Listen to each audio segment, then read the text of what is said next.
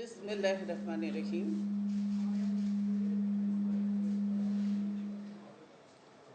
প্রিয় সাংবাদিক ভাই ও বোনেরা, আসসালামু আলাইকুম।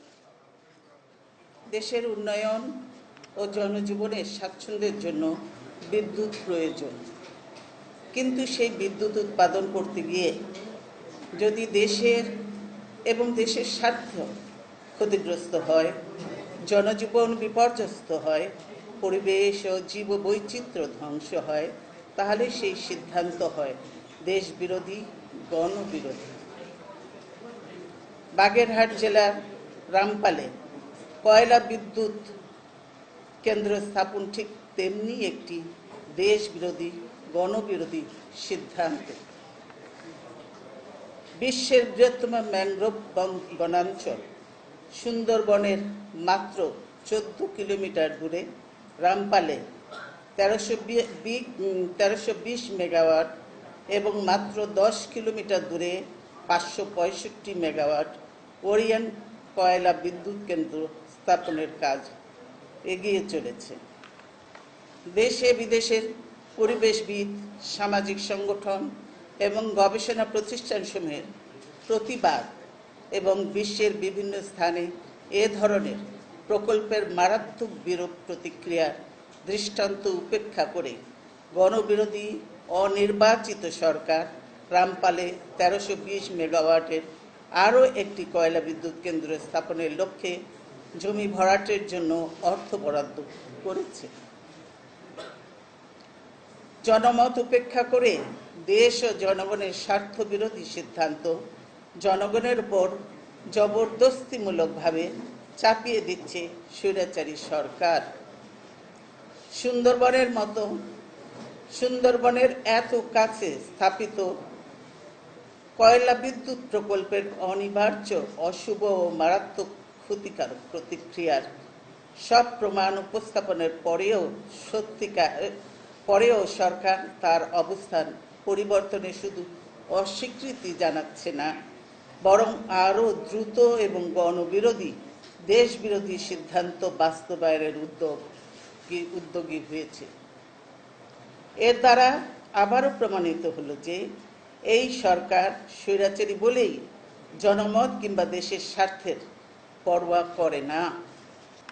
যে প্রকল্প দেশের দক্ষিণাঞ্চলের প্রাকৃতিক বেষ্টনী ধ্বংস করবে, জীববৈচিত্র্যের বিলোপ ঘটাবে, লক্ষ লক্ষ মানুষের জীবন ও জীবিকা ধ্বংসের কারণ হবে, পরিবেশ ও পানি দূষিত করবে, আশেপাশের কৃষি জমির উর্বরা শক্তি এবং মৎস্য সম্পদ ধ্বংস করবে, এবং সর্বোপরি যে প্রকল্প অর্থনৈতিকভাবে অলাভজনক তা বাস্তবায়নে সরকারের যুক্তিহীন জেদ ও দ্রুততা শুধু সন্দেহজনক নয়, দেশবাসীর জন্য গভীর উদ্বেগের বিষয়।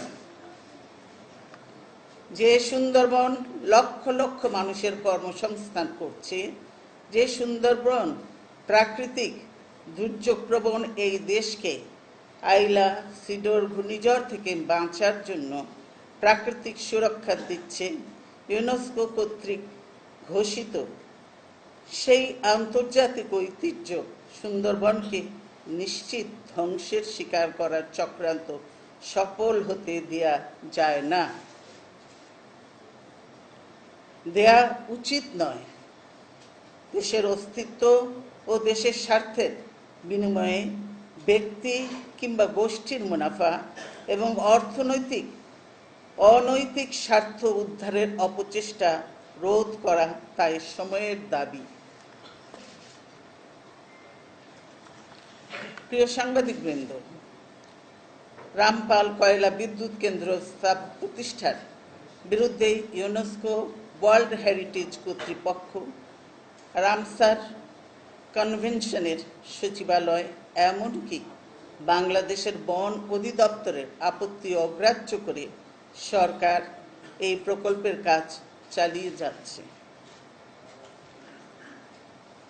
স্থানীয় জনগণের প্রতিরোধ উপেক্ষা করে তাদেরকে উপযুক্ত ক্ষতিপূরণ না দিয়ে প্রায় 8,000 পরিবারকে জোর করে উচ্ছেদ করা হয়েছে। ফসলি জমি ও মাছের ঘের ভরাট করা হয়েছে। এই উচ্ছেদকৃত কৃষিজীবীদের সাথে সুন্দরবনে কাঠ, গোলপাতা, মধু সংগ্রহ করে এবং এর আশপাশের নদী ও খালে মাছ শিকার করে যে হাজার হাজার পরিবারের জীবিকা নির্বাহ করত, তারাও বেকার ও নিঃস্ব হয়ে যাবে। উল্লেখযোগ্য যে ভারতের national thermal power corporation NTPC নামের যে প্রতিষ্ঠানটি সাথে যৌথভাবে রামপাল কয়লা বিদ্যুৎ কেন্দ্র স্থাপিত হচ্ছে, সেই একই প্রতিষ্ঠান ভারতের মধ্যপ্রদেশের নরসিংহপুর জেলায় 1320 মেগাওয়াট ক্ষমতা সম্পন্ন কয়লা বিদ্যুৎ কেন্দ্র স্থাপনের যে প্রস্তাব দিয়েছিল, ভারত সরকার তা বাতিল করে দিয়েছে। নরসিংহপুর প্রকল্পটি 100 একর জমির উপর প্রতিষ্ঠা করার প্রস্তাব ছিল, অথচ রামপালে এই একই আকারের বিদ্যুৎ কেন্দ্র স্থাপনের জন্য দেয়া হয়েছে 1834 একর জমি। নরসিংহপুরের প্রকল্প বাতিল করা হয়েছে প্রধানত 3টি কারণে। ক, জনবসতিপূর্ণ এলাকায় তাপ বিদ্যুৎ কেন্দ্র গ্রহণযোগ্য হতে পারে না। খ, কৃষি জমির উপর তাপ বিদ্যুৎ কেন্দ্র করা যাবে না। এবং গ, নর্মদা নদী থেকে ঘন্টায় 32 কিউসেক পানি নেওয়া যাবে না। এর সাথে রামপালের তুলনা করলে যা দেখা যায় তা হল: ক, নরসিংহপুর জেলার আয়তন 5125.55 বর্গ কিলোমিটার এবং জনসংখ্যার ঘনত্ব প্রতি বর্গ কিলোমিটারে 187 জন। অন্যদিকে বাগেরহাট জেলার আয়তন 3959.11 বর্গ কিলোমিটার আর রামপালের আয়তন 335.46 বর্গ কিলোমিটার এবং জনসংখ্যার ঘনত্ব 382 জন। অর্থাৎ নরসিংহপুরের চেয়ে দ্বিগুণেরও বেশি। খ, নরসিংহপুরের জমি 2 ফসলি, কিন্তু রামপালের জমি 3 ফসলি। ঘেরগুলোতে মাছ চাষ হয় সারা বছর। নর্মদা নদী থেকে ঘন্টায় 32 কিউসেক পানি নিতে দেয়া যাবে না বলে মধ্যপ্রদেশে বিদ্যুৎ কেন্দ্রের অনুমতি দেয়া হয়নি। অথচ নর্মদার চেয়েও ছোট পশুর নদী থেকে রামপাল বিদ্যুৎ কেন্দ্রের জন্য প্রতি ঘন্টায় 144 কিউসেক পানি নেওয়া হবে এবং তা লবণাক্ততা মুক্ত করার জন্য আলাদা প্লান্ট বসানো হবে। আর যদি গভীর নলকূপ বসিয়ে মিষ্টি পানি তুলতে হয়, তাহলে 2 কিউসেক ক্ষমতা সম্পন্ন 72টি গভীর নলকূপ বসাতে হবে। এই নলকূপের 1000 ফুটের মধ্যে আরেকটি নলকূপ বসানো যায় না। অর্থাৎ এক বিস্তৃত এলাকায় ভূগর্ভস্থ পানি শুকিয়ে এক মারাত্মক বিপর্যয় সৃষ্টি করবে। ভারতের সংরক্ষিত বনাঞ্চলের 25 কিলোমিটারের মধ্যে কয়লা বিদ্যুৎ কেন্দ্র স্থাপনে আইনি বাধা আছে, অথচ সে দেশেরই একটি রাষ্ট্রীয় প্রতিষ্ঠান নিজের দেশে যা করতে পারে না, শুধুমাত্র ব্যবসায়িক স্বার্থে তা বাংলাদেশে করছে। আর জনগণের প্রতি দায়িত্বহীন এবং দেশের স্বার্থের প্রতি উদাসীন বাংলাদেশ সরকার তার অনুমতি দিয়েছে। উল্লেখযোগ্য যে 2008 সালে ভারতের কর্ণাটক রাজ্যের রাজীব গান্ধী ন্যাশনাল পার্কের 20 কিলোমিটার দূরে 1000 মেগাওয়াট কয়লা বিদ্যুৎ কেন্দ্র নির্মাণের পরিকল্পনা জনগণের প্রবল প্রতিরোধের মুখে ভারত সরকার বাতিল করতে বাধ্য হয়। ওই ন্যাশনাল পার্কের আকার সুন্দরবনের বাংলাদেশ অংশের 1/10 মাত্র। বনাঞ্চলের 25 কিলোমিটারের মধ্যে হওয়ায় ভারত সরকার তামিলনাড়ু রাজ্যের একটি কয়লা ভিত্তিক বিদ্যুৎ কেন্দ্র স্থাপনের প্রস্তাব বাতিল করেছে 2012 সালে। অন্যদিকে ভারতের centre for science and environment CSE এর এক গবেষণায় রামপাল বিদ্যুৎ কেন্দ্র প্রতিষ্ঠার দায়িত্বপ্রাপ্ত NTPC নামের প্রতিষ্ঠানটিকে ভারতের সবচেয়ে দূষণকারী প্রতিষ্ঠান বলে চিহ্নিত করেছে।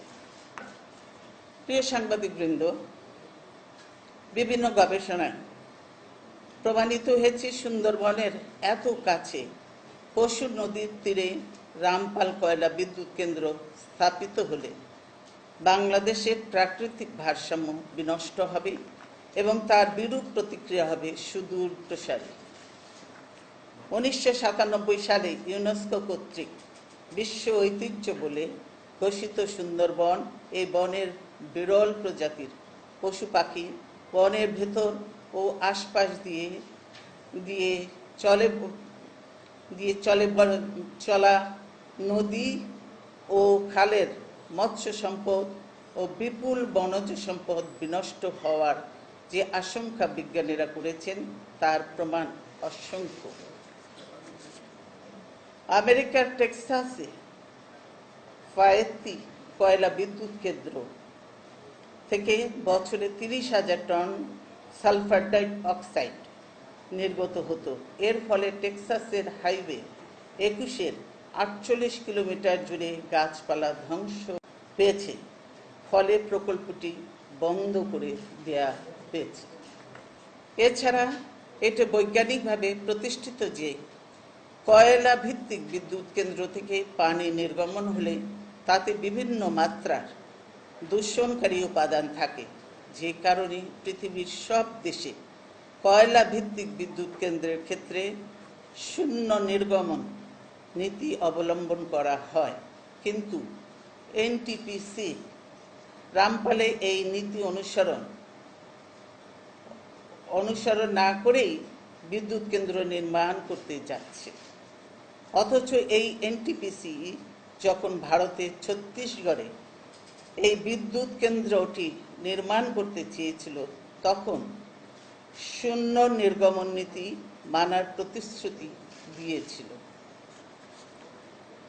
শূন্য নির্গমন নীতি অনুসরণ না করার ফলে রামপাল বিদ্যুৎ কেন্দ্র থেকে প্রতি ঘন্টায় নির্গত 5,150 ঘনমিটার পানি পশুর নদীর জলজ পরিবেশের তাপমাত্রা, পানি নির্গমনের গতি, পানিতে দ্রবীভূত নানান উপাদান বিভিন্ন মাত্রায় পরিবর্তন করবে, যা পুরো সুন্দরবন এলাকার পরিবেশের উপর ধ্বংসকারী প্রভাব সৃষ্টি করবে। EIA প্রতিবেদন অনুযায়ী 1320 মেগাওয়াটের এই প্রকল্পে বছরে 47,20,000 টন কয়লা পোড়ানো হবে। সরকারি প্রতিবেদন অনুযায়ী সুপার ক্রিটিক্যাল পদ্ধতি ব্যবহার করার পরেও 79 lakh ton carbon die oxide নির্গত হবে। যত উঁচু চিমনি ব্যবহার করা হোক, বাতাসের চেয়ে ভারী এই মারাত্মক গ্যাস এদেশেই এবং সুন্দরবনের ওপরেই ফিরে আসবে। এছাড়াও প্রতিদিন এই বিদ্যুৎ কেন্দ্র থেকে 142 টন বিষাক্ত সালফার ডাই অক্সাইড এবং 85 টন নাইট্রোজেন অক্সাইড নির্গত হয়ে সুন্দরবনের বাতাসের ঘনত্ব বাড়িয়ে গোটা সুন্দরবন ও তার আশপাশের অঞ্চলকে ধ্বংস করবে। 1997 সালের বাংলাদেশ পরিবেশ সংরক্ষণ আইন অনুযায়ী সুন্দরবনের মতো পরিবেশগত স্পর্শকাতর এলাকার এলাকায় বাতাসে সালফার ডাইঅক্সাইড ও নাইট্রোজেন ডাইঅক্সাইডের ঘনত্ব প্রতি ঘন মিটারে 30 মাইক্রোগ্রামের বেশি হতে পারবে না। অথচ ইআইএর প্রতিবেদন অনুযায়ী বিদ্যুৎ কেন্দ্র থেকে নির্গত এসব গ্যাসের ঘনত্ব নভেম্বর ফেব্রুয়ারি মাসে 54 মাইক্রোগ্রাম হবে।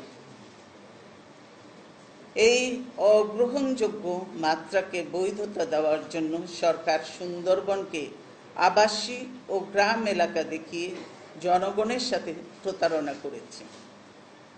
একই ধরনের প্রতারণা করা হয়েছে 275 মিটার উঁচু চিমনি দিয়ে নির্গত গ্যাসীয় বর্জ্যের 125 ডিগ্রি সেলসিয়াস তাপমাত্রা স্থানীয় এলাকার তাপমাত্রা বৃদ্ধি করবে না বলে।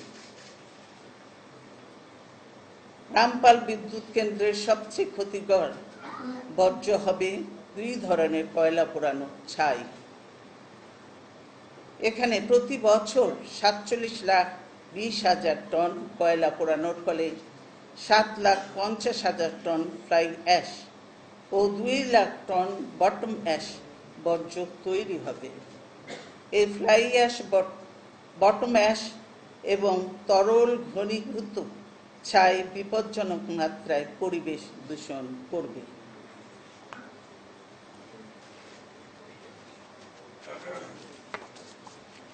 কারণ এতে পারদ, সীসা, nickel, arsenic, beryllium, chromium, radium ইত্যাদির মতো বিভিন্ন ক্ষতিকর ও তেজস্ক্রিয় ভারী ধাতু মিশে থাকে। ইআইএ প্রতিবেদনে উৎপাদিত ছাই ইএসপি সিমেন্টের মাধ্যমে চিমনির মধ্যেই ধরে রাখার কথা বলা হলেও কিছু উড়ন্ত ছাই বাতাসে মিশবে বলে স্বীকার করা হয়েছে। এই কিছুর পরিমাণ 1% হলেও বছরে 7,500 টন ফ্লাই অ্যাশ আশেপাশের এলাকা সহ সুন্দরবনে ছড়িয়ে পড়ে তেজস্ক্রিয় দূষণ ঘটাবে এবং নিউমোনিয়া সহ ফুসফুসে রোগ সৃষ্টি করবে। এই প্রকল্পের কঠিন বর্জ্যের একটি অংশ দিয়ে 1414 সালে 1 একর স্থানীয় নিচু জমি ভরাট করার যে পরিকল্পনা নেওয়া হয়েছে তা পরিবেশের জন্য আরও মারাত্মক হবে। এসব বর্জ্য বাতাসে উড়ে আশপাশের এলাকা এবং পানিতে ভিজে ভূগর্ভস্থ পানির সাথে মিশে নদীর পানি বিষাক্ত ও তেজস্ক্রিয় করবে।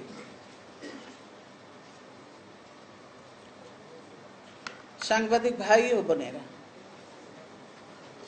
হিরন পয়েন্ট থেকে আকরাম পয়েন্ট পর্যন্ত এবং আকরাম পয়েন্ট থেকে রামপাল পর্যন্ত প্রতি বছর 47,20,000 টন কয়লা পরিবহন করার সময় জাহাজ থেকে কয়লার গুঁড়া, ভাঙা ও টুকরা কয়লার তেল, ময়লা আবর্জনা, জাহাজের দূষিত পানি সহ বিপুল পরিমাণ বর্জ্য নিঃসৃত হয়ে নদী, খাল, মাটি সহ গোটা সুন্দরবন দূষিত করবে।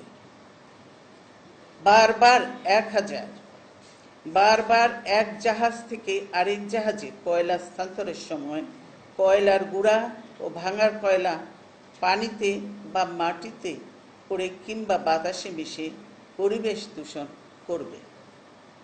এছাড়াও কয়লা পরিবহনকারী জাহাজের ঢেউ পশুর নদীর 2 তীরের ভূমি ক্ষয় করবে। কয়লা স্থানান্তরের যন্ত্রপাতি শব্দ দূষণ ঘটাবে এবং রাতের বেলায় জাহাজের সার্চ লাইটের আলো নিশাচর প্রাণী সহ সংরক্ষিত বনাঞ্চলের পশু পাখির জীবনচক্রে মারাত্মক ক্ষতিকারক প্রভাব ফেলবে। এর ফলে সুন্দরবনের বাংলাদেশের অংশের পশু পাখির অসংখ্য অনিবার্যভাবেই কমে যাবে। প্রিয় সাংবাদিকবৃন্দ, সারা দুনিয়ার সবচেয়ে বড় ম্যানগ্রোভ বিশ্ব ঐতিহ্য সুন্দরবনকে ধ্বংসকারী এবং জনবহুল বাংলাদেশের বিপুল এলাকার পরিবেশ বিষাক্তকারী রামপাল কয়লা বিদ্যুৎ কেন্দ্র নির্মাণের জন্য ঋণ প্রদানকারী ভারতের এক্সিম ব্যাংকের নিকট প্রধান নির্বাহী কর্মকর্তাকে বিশ্বের বিভিন্ন দেশের 149টি সামাজিক এবং পরিবেশবাদী সংগঠন যৌথ স্বাক্ষরে প্রেরিত এক পত্রে এই প্রকল্পে ঋণ প্রদান না করার জন্য আহ্বান জানিয়েছে। উল্লেখযোগ্য যে একই ধরনের আহ্বানের প্রেক্ষিতে ফ্রান্সের 3টি বিখ্যাত ব্যাংক ও নরওয়ের রাষ্ট্রীয় মালিকানাধীন 2টি পেনশন ফান্ড এই প্রকল্পে ঋণ প্রদানে অস্বীকৃতি জানিয়েছে।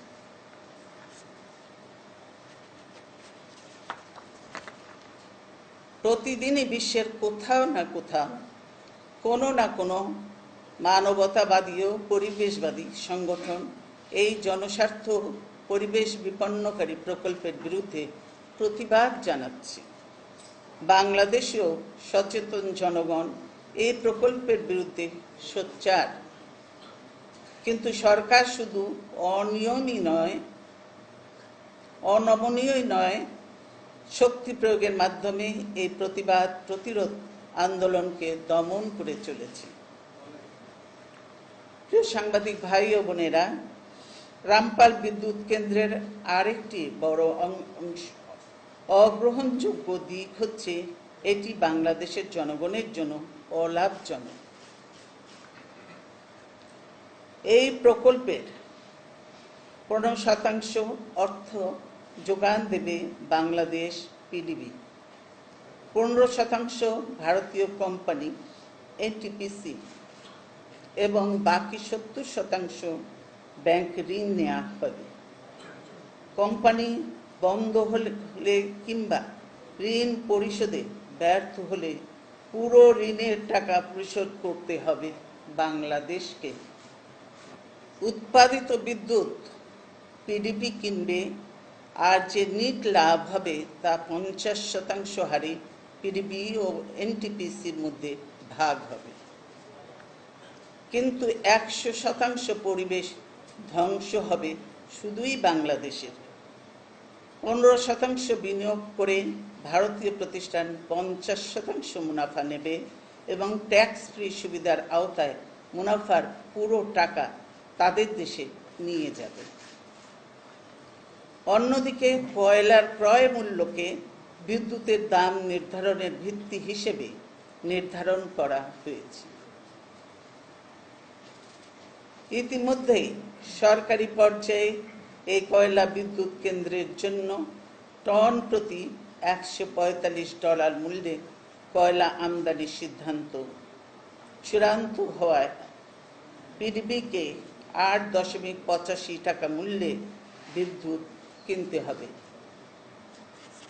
অথচ পিডিবির সাথে দেশীয় ওরিয়ন গ্রুপের যে চুক্তি হয়েছে তাতে এই কোম্পানির মাওয়ায় প্রতিষ্ঠিতব্য কয়লা বিদ্যুৎ কেন্দ্র থেকে প্রতি ইউনিট 4 টাকা মূল্যে এবং খুলনার লবণচড়া ও চট্টগ্রামের আনোয়ারায় প্রতিষ্ঠিতব্য বিদ্যুৎ কেন্দ্র থেকে 3 টাকা 80 পয়সা মূল্যে বিদ্যুৎ কেনা হবে।